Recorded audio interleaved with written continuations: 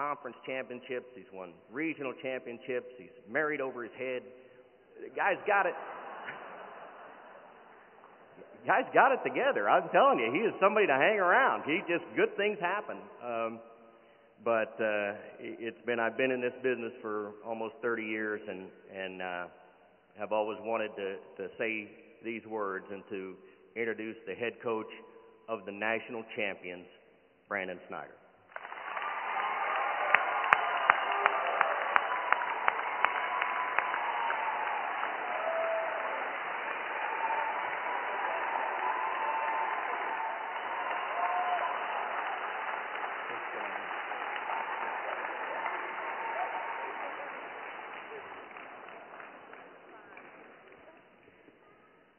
Mr. Mayor, he called me today and he asked me, was I going to wear a tie tonight? I said, child, please.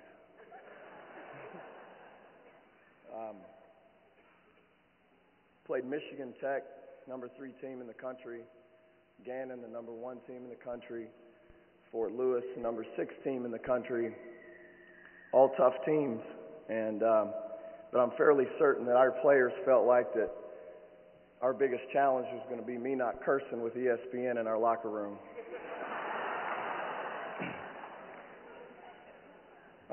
I brought one sheet of paper up here tonight. It's our practice plan from our first practice. Started back in October the 15th, and we were in our practice gym there on campus, and I can remember circling around center court, and just as we do every day, our players holding hands, and as a coaching staff, we told them that every year there's a first day and there's a last day. And the first day is dictated by the NCAA. They tell you when you can start. The last day is completely up to you. And for the first time in our program's history, in my coaching career, not only did we compete on that last day, we won on that last day.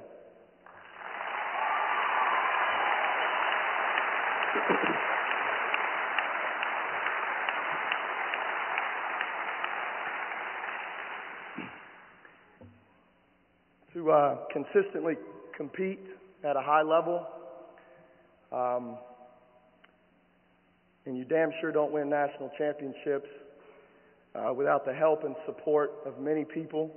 And Dr. Lane, I thought, did a terrific job in thanking a lot of different people. I'm going to do much of the same. First and foremost, I always say that I'm so fortunate to coach at a university that wants a women's basketball program. A lot of universities have women's basketball. They sponsor women's basketball. But this university wants a women's basketball program. And that starts with a very supportive administration from top to bottom. And we could not achieve the success that we enjoy without them. To our fans, best in the country, all these guys come to play here for 3 reasons. The opportunity to get a terrific education, the opportunity to play deep into March every single year, and the opportunity to play in front of 3,000 to 4,000 people on a nightly basis. And we were able to attract the type of talent that we do because of you guys, and we greatly appreciate it.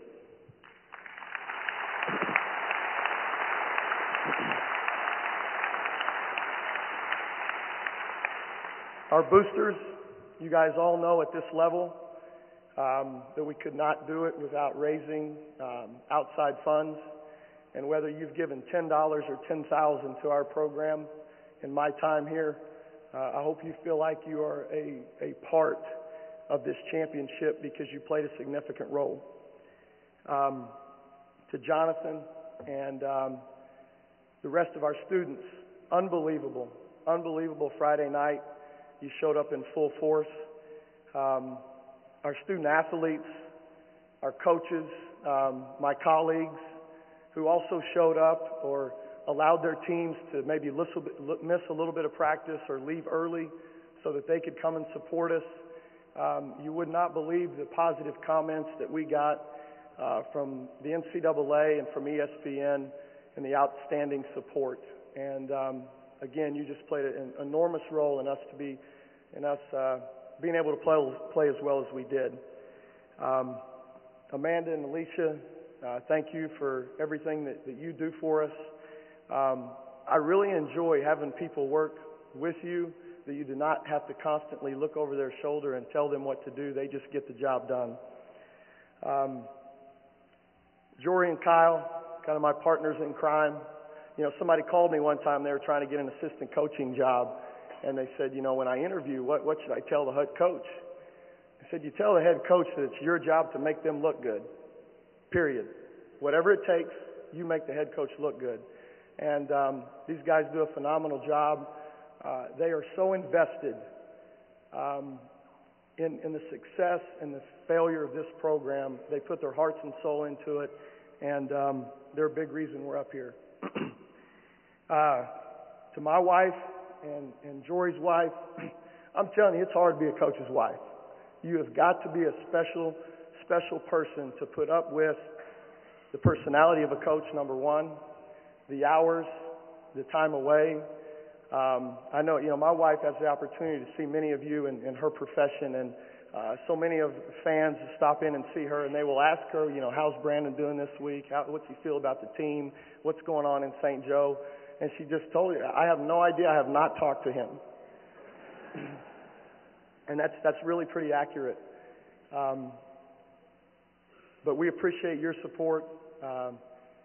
Appreciate you accepting us for who we are and not trying to change us. Our parents, you know, some of them are here tonight. You know, thank you guys so much for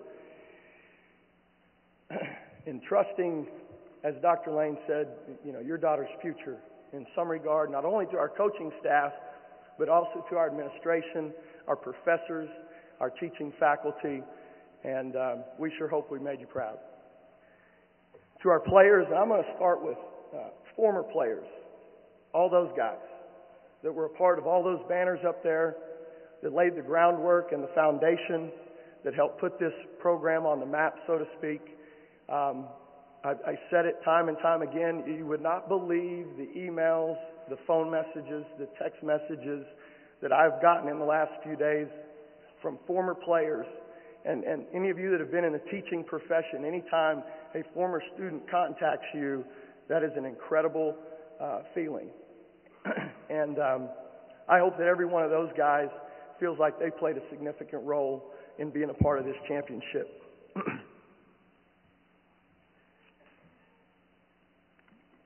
When you walk into our locker room on campus, the sign reads, "Through these doors walk the members of the Lady Hornet basketball program. The teams of the past have left a great heritage. What are you going to do with it?"